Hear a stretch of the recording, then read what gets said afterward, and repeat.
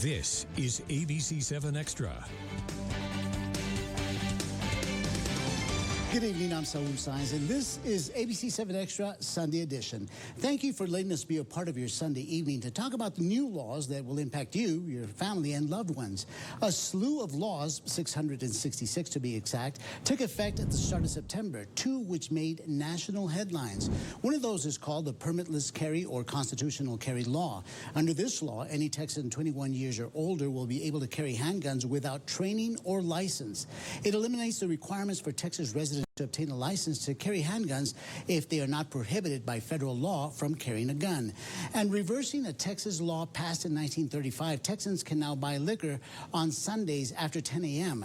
The new law allows grocery stores and convenience stores to sell beer and wine starting at 10 a.m. on Sundays instead of having to wait until noon.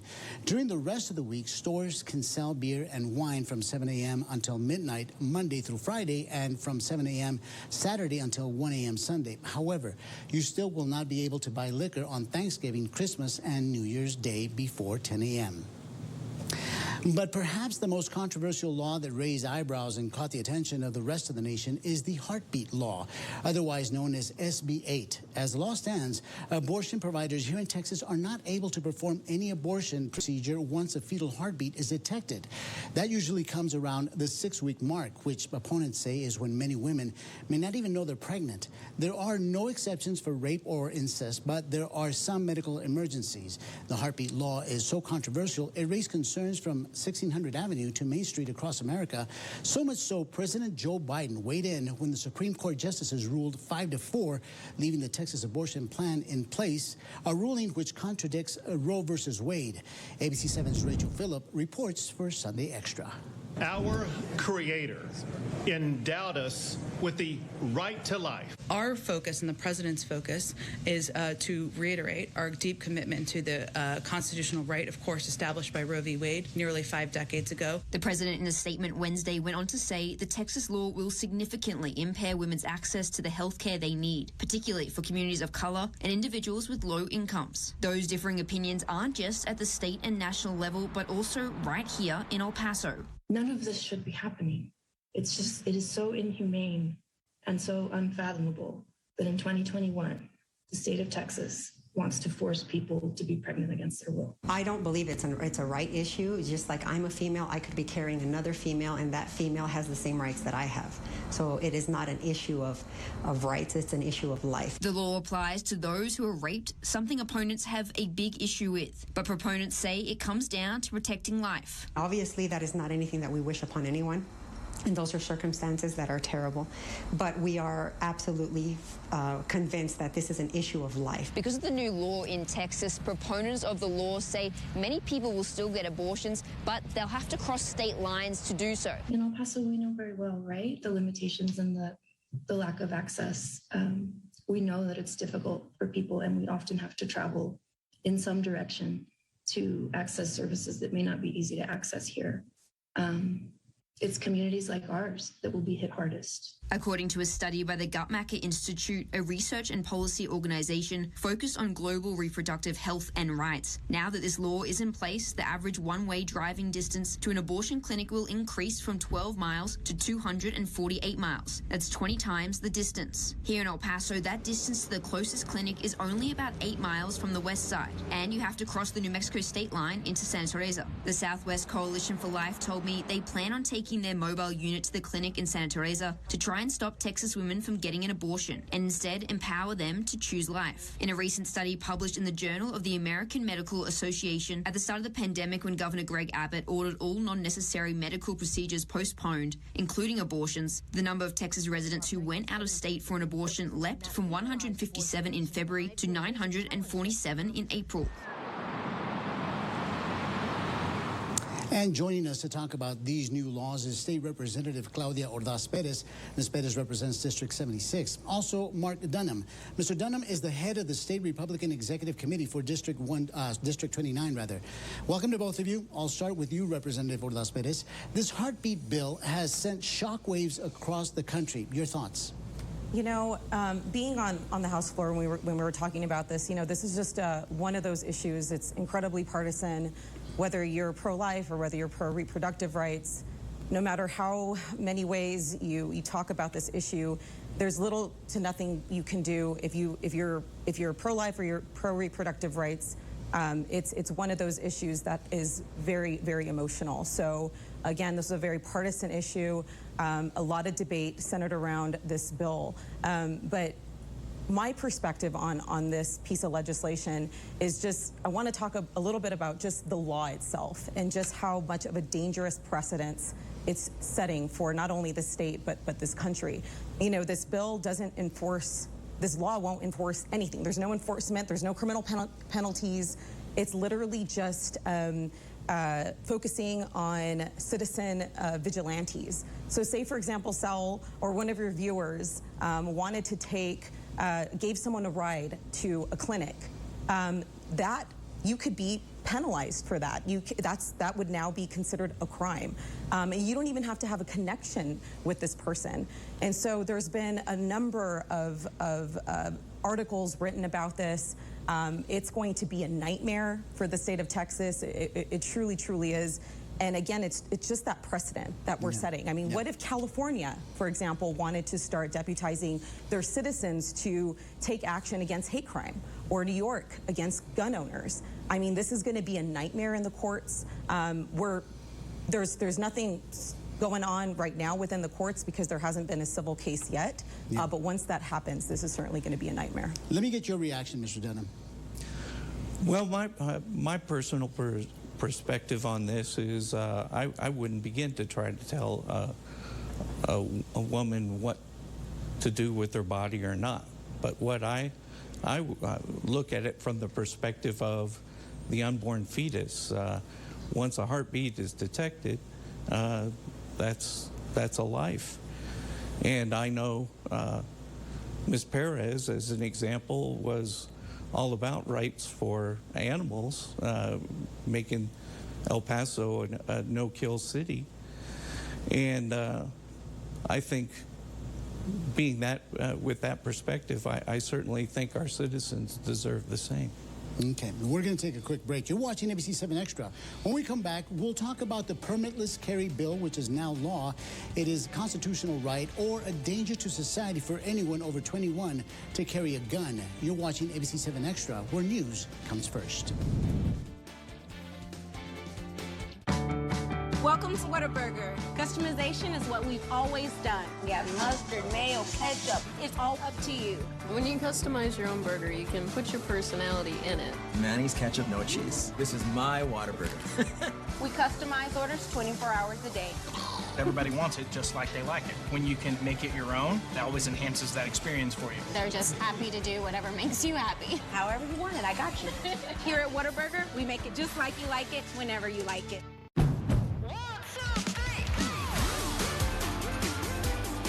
With a Honda in your garage, every summer adventure leads to another.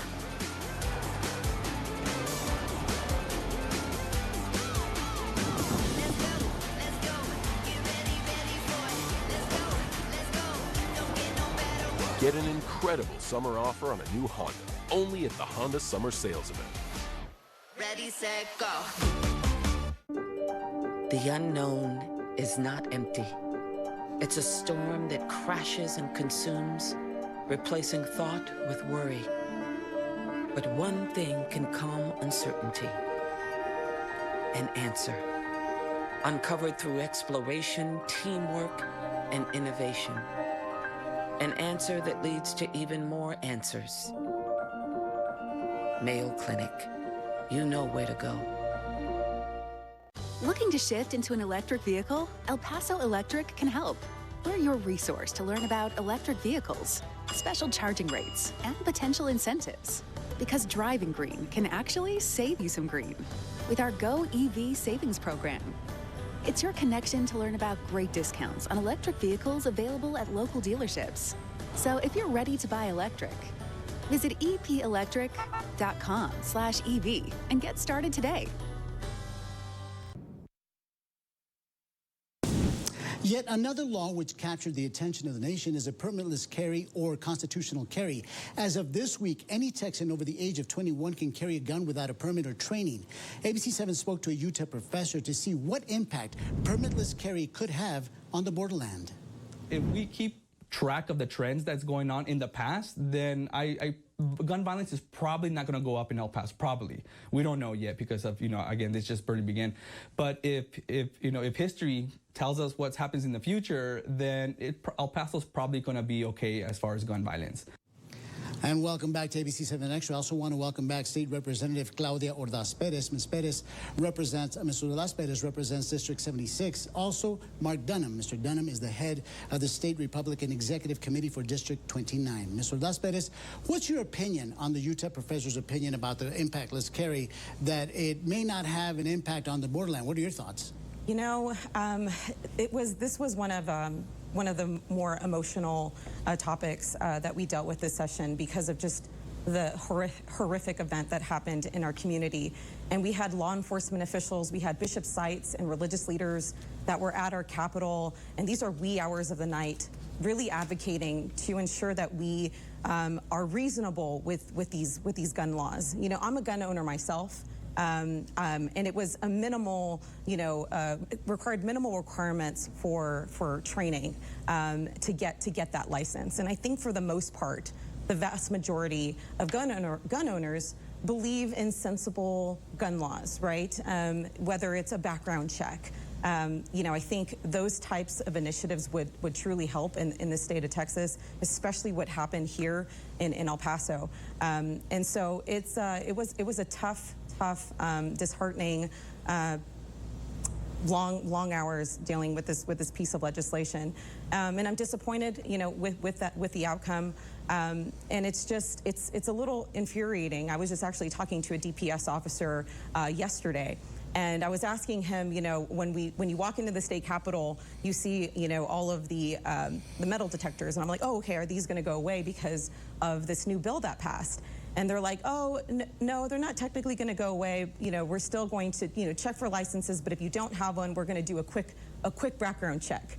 And that just kind of floored me because if you go to a park, Saul, if you go to a park and you see someone who doesn't, who's carrying, there's nothing the police officers can do. But in your state capitol, oh, you better believe we're going to have some form of background check. So I just think the hypocrisy is just real, and it's just unfortunate. But in the future, we're going to continue to fight for at least some reasonable gun laws in the state. Mr. Dunham, your thoughts on the fact that a Texan now and 21 years or older can now carry a gun without a permit or without any training? Well, as an Army officer, a retired Army officer, I think training with a weapon is important, but I don't think that it has to be mandated through the state by law.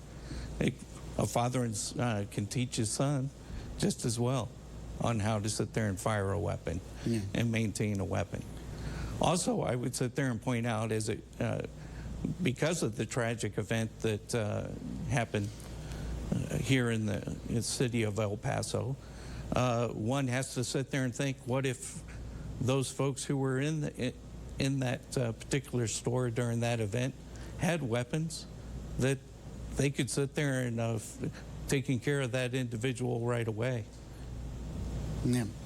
All right, let's move on. At Sunday, let's talk about the new alcohol availability law. Texans can now buy beer and wine after 10 a.m., but not hard liquor. Mr. Dunham, long overdue, or should we have kept the old law passed in 1935, which dictated no liquor sales after a certain hour? Well, I didn't see that this was one of the highest priorities that went through this session as far as changing the hours is concerned. I didn't have any strong feelings one way or the other on this issue. Okay, Ms. Ordaz Perez, your thoughts? All of this really resorted from the pandemic. You had a lot of these small businesses, not only here in El Paso, but across the state of Texas, that were ravaged because of the pandemic, and their sales dropped. It was a really, and they're still reeling from the effects of the pandemic because we're still living through it.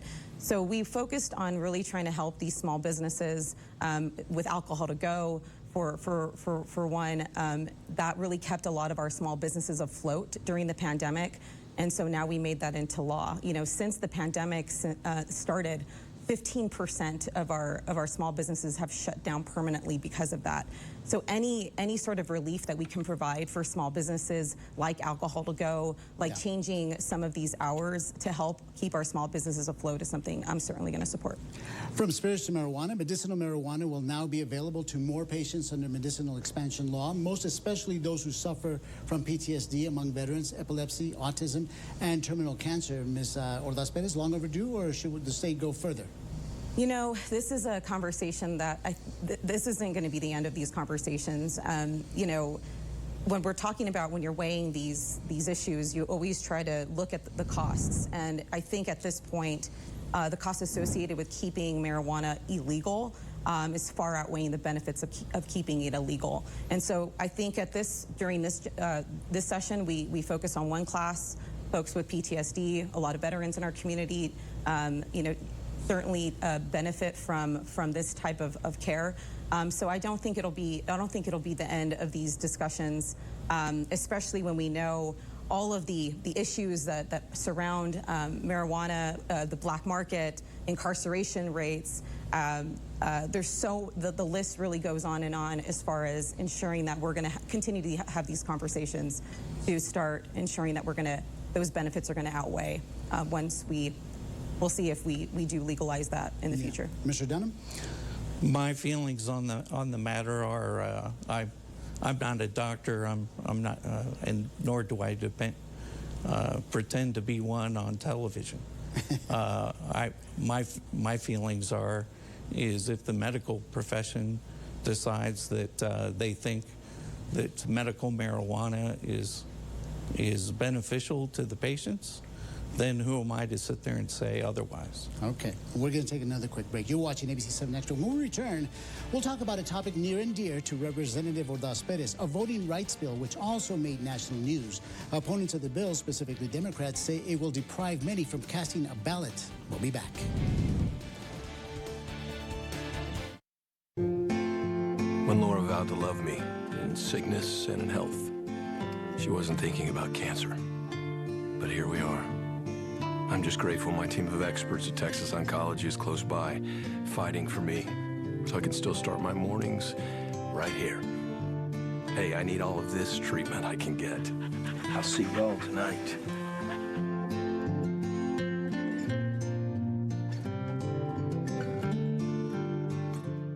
Friday Night Lights are back, El Paso, and Casa Buick GMC is celebrating with hard-hitting offers on everything. You can score a great price on a new Buick Enclave or the latest GMC Sierra. Plus, it's easier than ever to trade up with our game-changing trade-in value.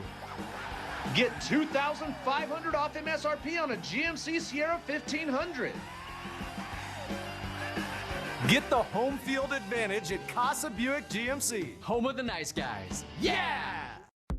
No matter what your business is, you want it to be profitable. As the expert on what your company needs to succeed, take marketing into your own hands and create your own success. Reach your business goals by taking advantage of ProLink, our premium business page option at Borderland Local Links. Only $99 for the entire year. Customers are looking for you. Make sure you connect with them through Borderland Local Links. Simplify your marketing plan with a premium business page at borderlandlocallinks.com. At Conn's Home Plus, great deals happen every day. We've got the top brands to furnish every room in your home. Plus, with our personalized approach to financing, you can get low payments over time. See what's new during our 5-day Labor Day sale happening this weekend only at Conn's Home Plus. Lorenzo's Italian restaurant in Las Cruces serves authentic pasta, pizza, steak, and seafood for lunch or dinner. And we cater too. Find us at 1753 East University Avenue, west of Highway 25 across from the Pan Am Center. Call or visit us on Facebook right now. Welcome back to ABC-7 Extra Sunday Edition. When Governor Greg Abbott called a special session to tackle the voting rights bill, state Democrats, which included Representative Claudia Ordaz Perez, left Austin to break quorum and prevent the vote from happening. Enough Democrats returned and the bill passed. Welcome back to Representative Claudia Ordaz Perez and Mark Dunham. Mr. Ordaz Perez, the bill eventually passed. Your thoughts? You know, that was a highly, as you mentioned, a very highly contentious issue. And for me, this was an issue that hurt communities like El Paso. And I'm just going to talk about one aspect of this terrible bill. When we talk about mail-in ballots, you know, you all reported on how bad COVID really hurt the El Paso community. And so we, local governments really stepped up to ensure that they were going to give voters more opportunities to vote safely, to vote securely, from the comfort of their own home. And now that's under attack. For example, when we talk about mail-in ballots, 28,000 voters submitted a ballot during this last election, and these are El Paso voters. And now they're going to be just incredibly cumbersome. There's more restrictions towards that. And when we talk about this bill and seeking advice from the experts, elections administrators were not even at the table. And so voters, just so you're aware, you know how you get that daily, or you get that reminder that you need to reapply for your mail-in ballot. That's not going to happen. You know, these are just time and time again, these are just more and more steps to really take away our freedoms to vote.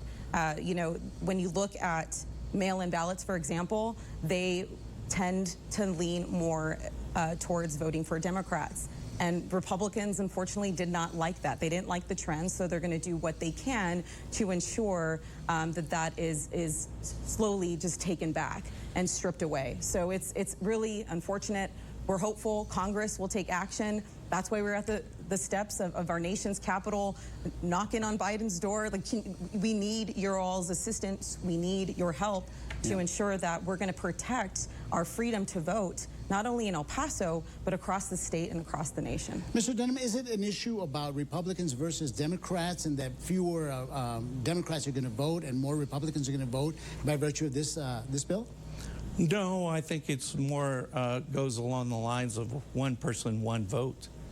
That actually making sure that our citizens that are actually voting. I worked very closely with Miss Lisa Wise there in the elections office for the county for several years as a Republican representative up there, actually being the one who helps the signature verification ballot board and central count. So I've seen the whole process, and there are hiccups in the process. There are many folks who are on the rolls currently that are either dead or no longer living at that resident. Speaking of which, the Republicans argued that this would prevent fraud, but was there any widespread fraud in Texas? Well, or El Paso, specifically bringing it down to our level? Well, as a matter of fact, some irregularities were pointed out, as I discussed with Miss Lisa Wise at the election, in the last election. Many of the election judges did not link their computers back to the server to register that an individual had actually voted at their location, which all during early voting. This wasn't discovered till the end of early voting by the Republicans, because they noticed that they had already voted, but they were still on some of these boxes showing up as that they had not voted yet. I know Ms. Wise never ever brought these issues up. As I understand it, Ms. Wise has brought it up. She's asked for help from the county commissioner's court to increase the number of folks, because she's drastically undermanned in that office, particularly at the time of the elections. In fact, there was a stack taller than myself of requests for ballots that came back showing the person was either dead or not even at that address anymore, and they were returned by the post office. Those folks need to be removed from. I'm going to give Mr. Ordaz-Perez an opportunity to respond to that. You know, through all of these investigations and allegations, there hasn't been a single case in the state of Texas that's been proven as far as voter fraud in this last go around. So, You know, Ms. Wise has a number of resources and people to help through seeing through those allegations. But as far as right now, it's been deemed that this election was secure, quote unquote secure. Mr. Denham, Republicans objected, saying privacy cannot be guaranteed when someone is inside a vehicle with other people. We know we had multiple people who did go to vote, mostly because obviously the pandemic. Does the convenience, does it outweigh the right to privacy? I'm sorry, say that one more time. Yeah, we know that there were several people. Republicans argued that there were way too many people in a car when they had drive-through voting, and Republicans argued that there was a possibility for fraud in an instance when there's too many people inside a car. Do you believe that? Well, I mean, when we go through the process of being an election judge, there are certain things that you're not allowed to do undue influence. You can't coerce them to vote one way or the other for obvious reasons. You just explain to them, this is what you're voting for, these are the candidates, and you allow the individual to make that choice. If you can have undue influence in a vehicle if there's too many people that are providing that individual, coercing them to vote one way or another. In the 20 seconds that I have left, you want to respond to that, Ms. Ordaz-Perez? You know, again, these measures are really implemented because of COVID and really helping voters vote safely and vote securely. This was one way, one innovative way of doing that. At the end of the day, you're still required to show an ID. You still have to go through that entire process. We're just trying to make this simpler, safer for people to vote. Okay. Representative Claudia Ordaz-Perez, Mr. Mark Denham, thank you so much for taking time from your Sunday evening to explain all this to us. And thank you for joining us. I'm Saul Saenz, and this has been ABC-7 Extra Sunday Edition. Good night y buenas noches.